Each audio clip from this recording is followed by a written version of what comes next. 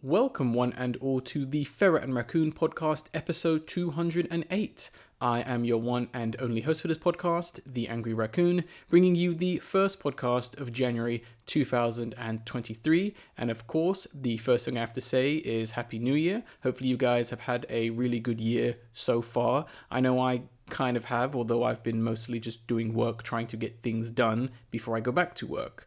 A bit of a backstory in terms of what's been going on since the previous podcast, which was the end of the year podcast, aka the best and worst of 2023. I'm sure a lot of you noticed I didn't sound too great on that. I was kind of ill at the time, and I think during the recording of that episode, I got progressively worse. Before we even did that episode, I was feeling pretty bad for the most part, and then literally after it, I was just out for a week. So I have been back and forth in terms of illness, so I haven't really done too much. And even once I started, getting back to health, it was pretty much just catch up. So yeah, not the greatest holiday, but it happens. At least I'm pretty much caught up for the most part. But yeah, staying on the theme of catching up, we have a bit of that to do on this episode, as since we did the end of the year podcast, a lot of trailers and a lot of stuff and a lot of just events happened.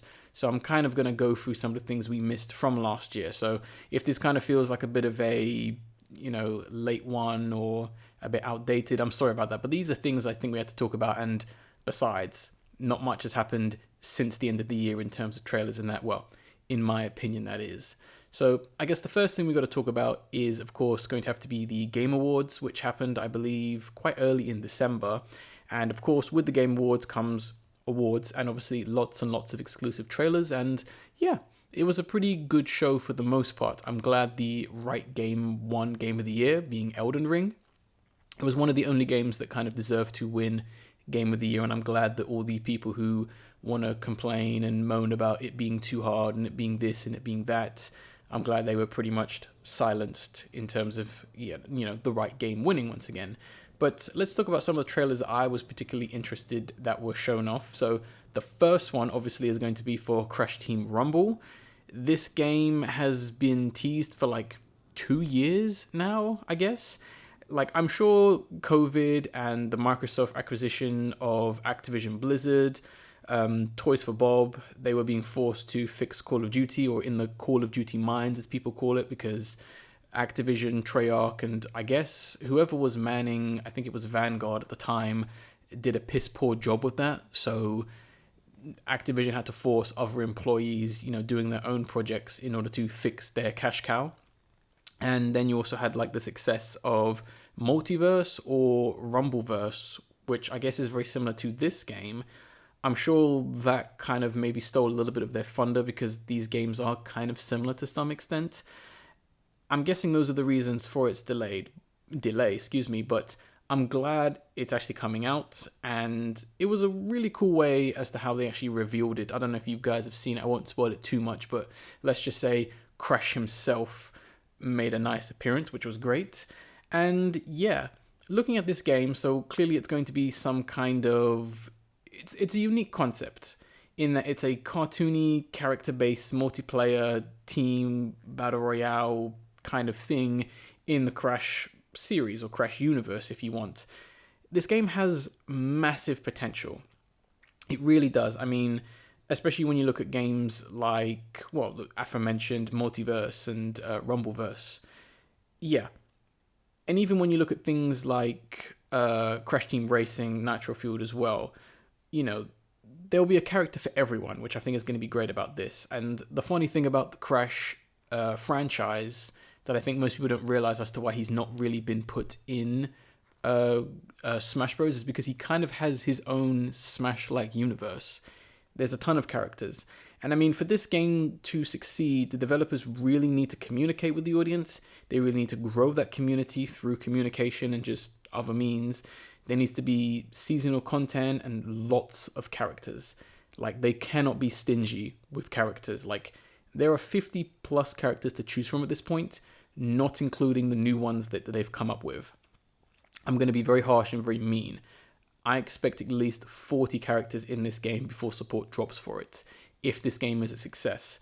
And that kind of brings me to the only real negative with this game, which is more of a hypothetical negative, and hopefully it doesn't happen, being the fact that this game is a Microsoft and Blizzard game. These are two of the greediest companies in gaming right now, and they will worm some predatory microtransactions into it. Like, that's a guarantee. It's going to happen. There is no way that this game isn't going to unfortunately release without you or them trying to force you, or more accurately, children, to pay extra money. I still think it's a ridiculous concept in that these companies still expect or beg or ask for more money after you've dropped 40, 50, maybe even £60 on a game. It is atrocious for the most part, and it just gives reason and credit for people to say gaming going downhill, how it's going to die out because of all this rubbish. I can very easily see them doing that, especially with the skins, because I like skins in games. It's something that I think is kind of cool to collect for, especially if it's like for a bragging right thing, or just, it suits you, it fits your personality or style, I think that's always a great concept, and I think Crash 4 did a really good job on that. Crash 4 was also developed by Toys for Bob, who was doing this game, so I have a lot of faith in them. I know they're going to do a good job for the most part. But yeah, like, when you look at what they did with Overwatch, like 1.2, they basically killed that game with how its system was structured, in terms of it really just not being fun, or you not getting anything unless you pay money for. I know lots of people have done the calculations and the figuring out, and I know there's like something crazy where it's like, at the time, if you wanted to unlock everything through its stupid little, grind progression system, I think it was going to take you like weeks or something like that, or it would have taken, or would have cost you £1,000. It's that kind of stuff that I really don't want to see interjected into the Crash Bandicoot series, because it is quite pure and holy. And I know that in Crash Team Racing Nitro Fueled there was microtransactions, but I can't imagine they made a quick buck off that, because most people were just interested in the kart racing because it was a fun game. Even if you didn't win, you're still getting money for it, so it was one of the most pointless incorporations ever. But yeah, no, it looks fun. With, I'm guessing there's going to be ultimate moves, which you kind of see hinted in the trailer with, I guess, Coco Bandicoot. She kind of uses Uka Uka and kind of brings down Hellstorm, which I think is great. So I guess, good guys can use bad guy powers, I guess. It's a free-for-all for the most part. There's going to be like cool power-ups to some extent. Like, you see the alternate version of Torna Bandicoot kind of like throw down platforms, which I'm wondering how that works, if that even is a game mechanic. And I do really think it's going to be one of those games where, a bit like Smash, you are going to have the mask or some other power, or even your special move to some extent. Like, I think that'd be really cool if you see Crash do his like spinning vortex, or someone like Ripperoo, who's mostly all about explosives. He just, blows people up or something like that. I think that'd be a really cool concept. And the one thing I do hope that this game does have, which I'm pretty sure Toys for Bob will do to some extent, is I hope that when a character dies, they have like the unique like angel animation that I think most people know Crash Bandicoot for. So whenever he dies, he kind of turns into a bluish white angel and kind of floats up to heaven. I hope every good guy has that, and then every bad guy has the devil equivalent. I think that'd be a really neat animation, and it's only got to be like 3 seconds long, and you can't even get angry with that level of polish and animation if it is there. But yeah, looking forward to this game. I hope it's going to be one of those games that gets me to play a game every single night. That's kind of what I want. I want to be addicted to it in a good way. Like I said on the end of the year podcast, just one more game, just one more hour. I want it to be that kind of situation. The same thing with Crash Team Racing Nitro Fueled. I want that same kind of, feeling for the most part.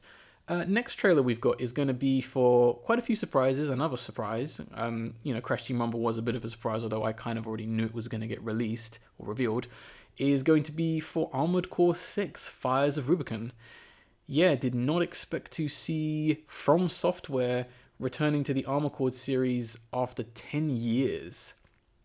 It's a really interesting situation, I find, because the question now is, will this new entry be more like a Souls game, or is it going to stay faithful to the original series, or are they going to kind of blend both to kind of accommodate for their massive audience they have at this point?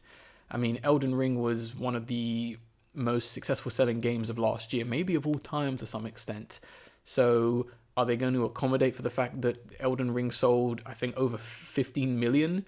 You know, there's maybe a potential, market of 15 million people who want something more like Elden Ring.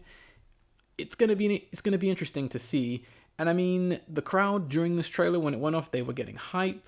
I mean, it was a very epic and atmospheric trailer.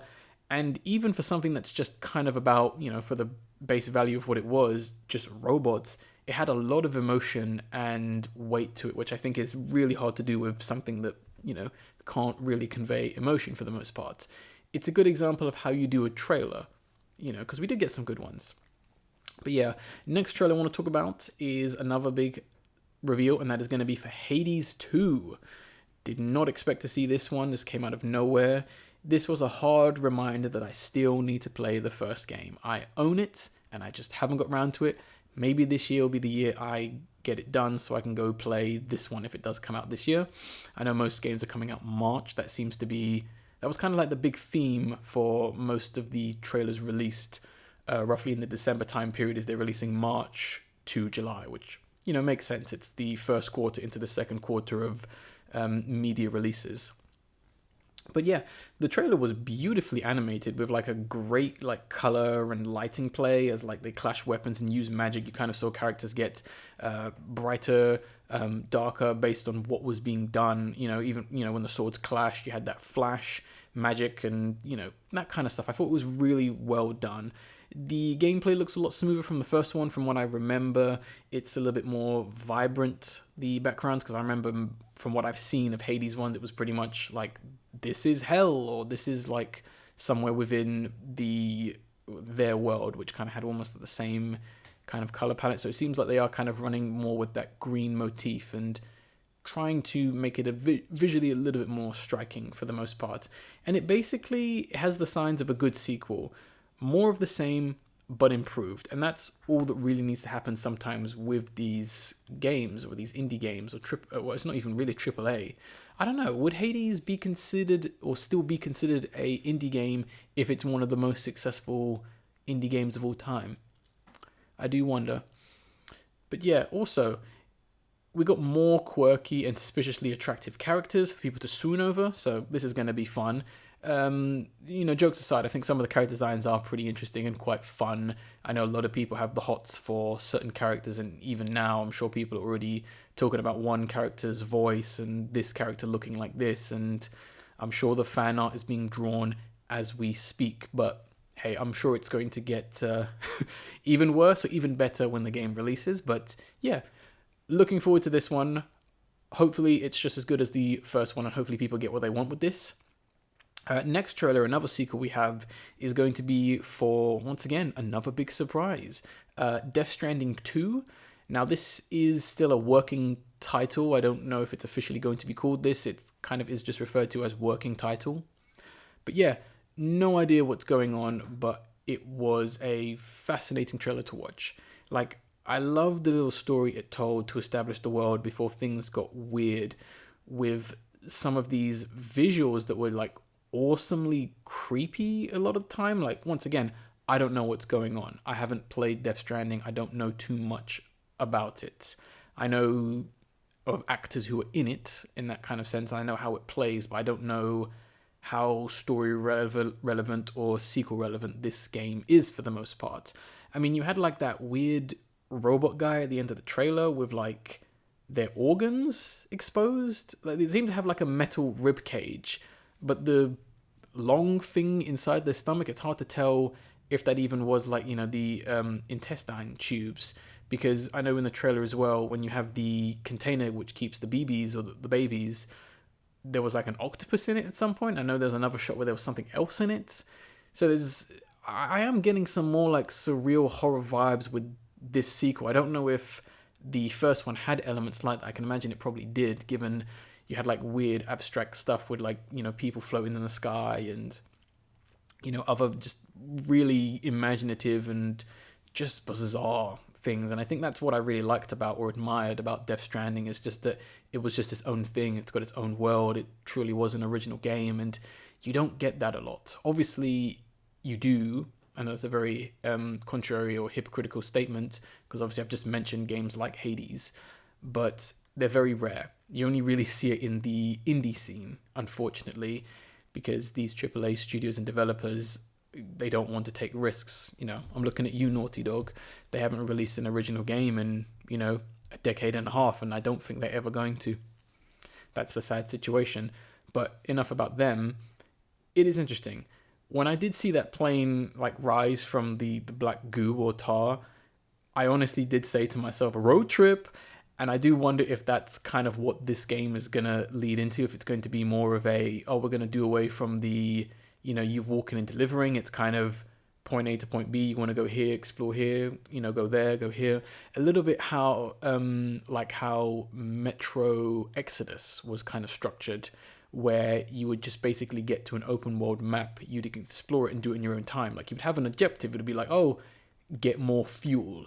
But you can go and do like X amount of things before you actually go get that fuel, which I think was a really cool structure. And I'd kind of like to see Death Stranding 2 take that direction for the most part, because I know a lot of people didn't really like the whole slow, monotonous walking of the first game. So maybe that would spice things up. But I have faith in Kojima and his production and his company and his team. I'm sure they're going to deliver something that gets people talking regardless of what this game ends up being for the most part. Another trailer we have, another surprise. They're all surprises, to be honest. Hellboy, Web of Wyrd. I'm guessing that's how you say it. Wyrd. I'm going to put all the trailer links in the description, and the download link for you guys all to go see if you haven't seen any of these trailers, or, you know, just want more context for the most part. Yeah, I'm really happy they're doing another Hellboy game. It's been a while. They absolutely nailed the comic art style and kind of converting it into a cel-shaded style. This is not the greatest trailer, unfortunately. I was a little bit disappointed with what they actually presented for the most part. Like, if this was gameplay, it was really sluggish and it lacked weight for the most part. Like, you didn't really feel his hits or any kind of impacts, unfortunately. I mean, I like the hit animation, the effects. I thought that was a really nice detail. And I'm honestly not feeling Hellboy's voice in this. Maybe I'm too used to Ron Perlman, but I think he needs a gruffer voice. It just sounds like a guy who doesn't have a deep tone voice being told to do your gruff guy, bad guy voice. It's not great. Maybe that's a temp voice, I'm hoping. Or maybe I'll just get used to it. I don't know. Really looking forward to this game. I think we need something like this. Hellboy needs to be... He needs a comeback after that last film not being particularly good. So, fingers crossed. Another one we have is going to be for Cyberpunk 2077, Phantom Liberty. Everyone's favorite game. Everyone loved Cyberpunk. No one had any issues with it. This should be really interesting because we got more DLC for this game, which obviously brings up the question of when and how are you guys making DLC when you're supposedly meant to be fixing the base game? I don't know, maybe the DLC will be more polished. Who knows? I think given what they did to the fans and the people who are really looking forward to it, this should be free DLC. I'm just going to say it out now. It's cool to see Idris Elba in this expansion or DLC or whatever you want to call it. He's an excellent actor, and I think he's going to bring a lot to the narrative and the story, because I guess that's kind of the thing nowadays, obviously with Death Stranding, having more prominent actors for the most part. Except for Troy Baker, he's not an actor, he's just a piece of shit, honestly. But hopefully this improves the base game for the most part. Last GameSpot trailer.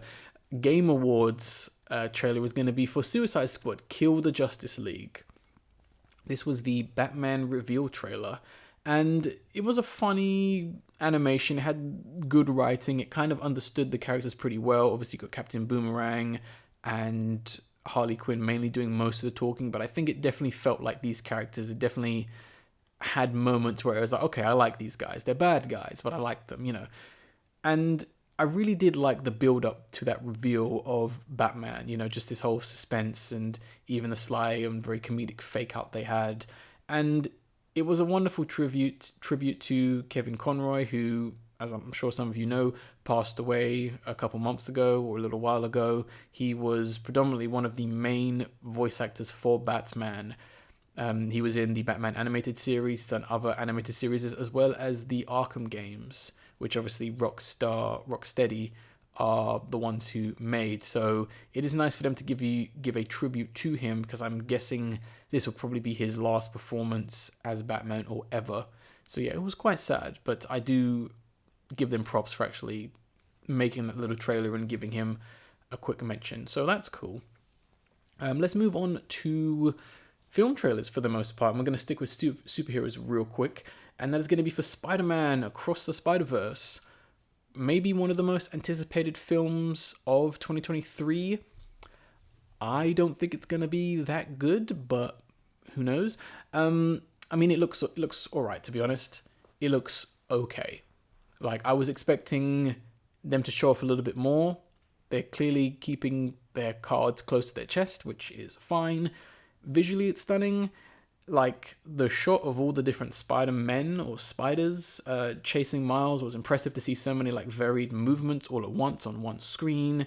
And that shot or scene of Miles and Gwen sitting together upside down is so sweet and so cool. I really do like that visual. It's a clever visual that just thematically works within, I guess, the Spider universe. I mean, their meeting point is interesting, because I'm guessing this is where all the different spiders, I'm just going to call them spiders, this is where they all meet and kind of congregate and do whatever for the most part. Like, it kind of did remind me of the Council of Reeds, being Mr. Fantastic. Visually, it's nothing special from what we've seen. It's just like a bunch of white columns, but I'm guessing that from a distance it's going to be a spider web, because obviously we're all connected via the web, that kind of stuff. It seems like it's going to focus on outcasts, as Miles isn't exactly Spider-Man from the world he comes from. So I do like the fact that they're probably going to be doing some race commentary there, which I think is quite interesting and quite warranted given Miles Morales' background, because when he was first initially created by, I forget his actual name, Childish Gambino, let's just say, a lot of people were very negative towards him. They were like, no, this is not Spider-Man, because Spider-Man is white, Spider-Man is Peter Parker. But as time went on, people kind of warmed up to the idea of Miles Morales, and obviously he got his own film and, was accepted even more. So I do kind of like that angle they're taking it. Although the whole trader in our groups is really played out at this point. Like, a lot of Marvel films have it, a lot of just general stories have it, where you have some kind of group of powerful people or any kind of dynamic that is more than one person. There's always one person who gets swayed to the dark side or decides to betray them for this reason or for that reason. It's obvious who it's going to be in this film, which is a bit of a shame. They've kind of already ruined that. I'm not going to say any more. One of them is going to betray everyone, and that's going to be the thing. And that's where the film kind of is a bit disappointing, because I wanted a little bit more of an interesting story. The first film had a very interesting story despite very obvious narrative points. Like, it was very obvious who that new villain was and stuff like that. But I don't know, it looks fine. I mean, I'm honestly less excited for it after seeing this trailer now, which I guess is a good thing, because if I go in with low expectations and it turns out to be good, then I will really enjoy it. But I'm not going to spoil anyone else's thunder. It looks fine. It looks all right. And I mean, if the T-Rex Spider-Man or, Spider-Rex or the Italian Spider-Man is not in this film, then I'm not watching it. If you've not seen Italian Spider-Man, look that up on YouTube, because it is hilarious.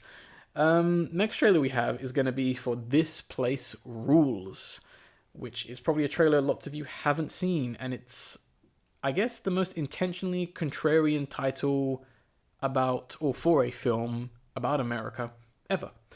This will be a very important and very valuable film, because this is coming from one of the only real journalists in the world, Andrew Callahan, who comes with a very raw, very frustrating, dark and comedic look at America leading up to the January 6th Capitol riots, which happened a couple years ago in response to political shifts and a bunch of idiots doing dumb things for the most part. And I say comedic because a lot of what these scared, brainwashed people are saying is nonsense. They don't know what they're talking about. They're too busy trying to be the loudest in the room. And when you ask them to explain, they choke and they don't know what to say. They're coming at you with terms and ideas that they themselves don't even really understand. And to some extent, I can't blame them because based on what is going to be discussed in this, I guess, film and just how the world is nowadays, news outlets are so viciously trying to scaremonger and, put fear into people's hearts that people can't trust news outlets. They decide to go, look over here, look over there, and they get, informed by other extremist groups and stuff like that. It's quite unfortunate for the most part. There's so much corruption and everyone's just getting corrupted for the most part, especially in America where it's the easiest to take advantage of people, unfortunately. And yeah, this film is going to piss off some people. And those people who are the ones that get pissed off by this are the ones to stay away from. I think that's going to be a good litmus test to figure out who actually has their head screwed on for the most part. But I'm looking forward to this one. It has that low format documentary aesthetic that I love.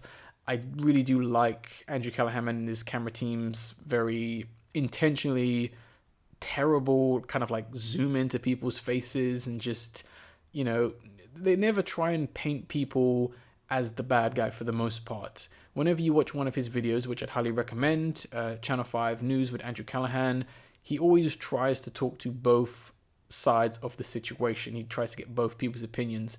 Although one person is either wrong or very extreme, it's always interesting to see how they think for the most part. And I think that's what this trailer is going to do a really good job at, is kind of portraying the whole picture as best as someone can humanly do. And that's what I think is so great about Andrew Callahan. And of course, there are other people out there who do some great stuff. I know there's people in Ukraine, journalists, and people within fighting on in the war, soldiers and that, who are documenting the situations and people in other places, which I think those people are doing a fantastic job documenting and archiving, some pretty serious and pretty interesting stuff for the most part. So bless those people. But yeah, last trailer we have to talk about is going to be for the teaser trailer for the Barbie film that I think everyone is looking forward to for whatever reason. I guess it's a bit of a joke that we're all hyped for the Barbie film, but the hype is real. I kind of understand that, and I did kind of think to myself, given how people are going on about this film, and I know last year when Minions Rise of Gru came out, there was a little bit of a trending meme where guys were getting dressed up in suits with canes and everything to go see the Minions film, which was a hilarious situation because although it was funny that, me and the boys getting dressed up to see Rise and Gru, it obviously meant that film did quite well in the box office and it made Hollywood freak out because it was doing really well with people who weren't children, so basically people from 18 to 25, and Hollywood didn't understand it because as far as Hollywood thinks, animated film for children, live action film for adult. The very caveman logic that they unfortunately have, which is what's kind of ruining that industry. But I digress. So this trailer was basically a fantastic parody of 2001: A Space Odyssey, directed by Stanley Kubrick, and it's quite an accurate one in terms of toy history, because children, or girls more accurately, they only really had babies to play with, which I think the reason why that was simply because it's to, somewhat intentional, unintentional, kind of cynical way to kind of say to girls, oh yeah, you're going to be doing this soon, you're going to be looking after the baby, you're going to be married, you're going to be, doing all that kind of stuff. Obviously times have changed, and obviously at the time before Barbie's creation, things needed to change, and obviously the person who did create Barbie, I can't remember their name right now, they obviously took advantage of a gap in the market and obviously profited big time off that. The interesting thing now is that Barbie isn't as popular as she was, because, you can't be on top forever. She had competitors and stuff like that, and obviously a lot of commentary and negative press has been on Barbie. Like, obviously, her being depicted as like the ideal look for a woman, her being obviously very fake and ironically very plastic. So it is interesting to see how, or it will be interesting to see how this film is going to tackle that. Is it going to just go full on, make Barbie like the dumbest bimbo character ever? Are they going to try and make her, fake on the outside, a genius on the inside? Because I mean, we'll get to the few little snippets, but I think Margot Robbie nailed that pose and that smile or look pretty well, and I think the whole parody itself was shot really well done. If you've never seen 2001: A Space Odyssey, definitely go watch that film. And I mean, their world looks like the campest 80ist hellscape ever. Like, I honestly feel like I'm going to need to wear sunglasses to watch this film because it was so bright and so ugly. I know that's the point because it's meant to be Barbie's world and, everything was pink, everything was bright, it was vibrant. But, oh my gosh, it was ridiculous. Even the costumes, they're almost like luminous for the most part. I know some of the costumes literally are luminous. But yeah, it looks ridiculous. But I give the set designers and costume designers the biggest props ever because they've done it. If that's the look they were going for, they wanted this film to look like a child's playset, they nailed it 100%. But yeah, it's going to be an interesting one. I think you're going to see a lot of people probably losing their minds over this and be like, oh, it's a bad film for girls to watch, or other people going, oh, it's a parody of Barbie, you should not take it too seriously. It's probably going to be one of those films. Maybe it would just be a simple dumb film, who knows. I would imagine the studio and the people who put money behind this are probably banking on it being a big success, given they have, so many big names in it. But it's going to be one to watch for the most part, especially when that actual trailer comes out. And I guess we get more details on what the story is going to be, although I doubt it's going to be anything complicated for the most part. But yeah, that's pretty much going to be the podcast for the most part. It was a bit of a quick catch up on things. Hopefully next episode we'll have things that are actually released this year on that episode, and hopefully we'll have someone else on it. We've got the video of the episode, which is another big-ish video, and that is going to be Zack Fox with Wood Tip, the EP. This is the whole EP visualizer, as people call it nowadays. Yeah, it's about 11 minutes long. Go watch it. It's fantastic, chill. Zack Fox, comedian, rapper, and I guess soul R&B artist now, as he's taking a nice direction or change of direction on this EP. I really like it. I've had it on repeat a couple times since it released very late last year. So yeah, that's going to be pretty much everything in this episode. Got a couple things to go through before I actually end this one. So from now on, what I'm going to be doing is when the podcast actually gets uploaded to YouTube, I'm going to post a YouTube, post letting you guys know that the episode has gone up, and I will be providing a link to the episode and the download link there from now on, as opposed to my Twitter account. Twitter is on its way out anyway. I barely use that Twitter account. I have more of an audience on YouTube anyway, so I might as well keep you guys informed via YouTube.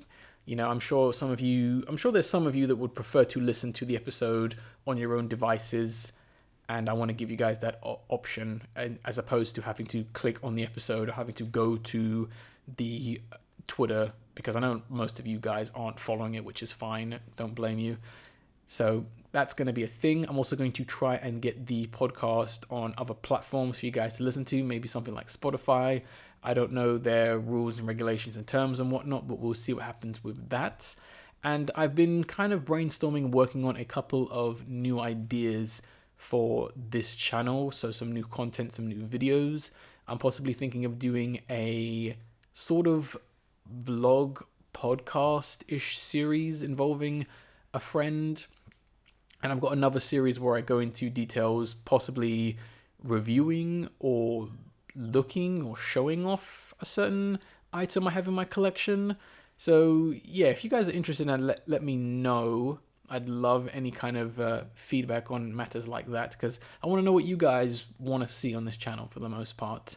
And yeah, I think that might be everything I kind of wanted to let you guys know for the most part. Oh, I am going to try and live stream, but that won't be for a little while. So if you're subscribed to that live stream channel, hold tight. All the links are going to be in the description and the download link. But yeah, that's pretty much going to wrap up this episode. I want to thank everyone who did listen to the end of the year podcast. I know it was quite a long one, and I know I didn't sound the best on it, but I really appreciate, hopefully people enjoying that episode. And hope you guys will stick around for, I guess, another 29 episodes of this podcast for 2023. But I guess on that note, I will end this podcast like I always do by saying I was the Angry Raccoon, and I will see you on the next podcast.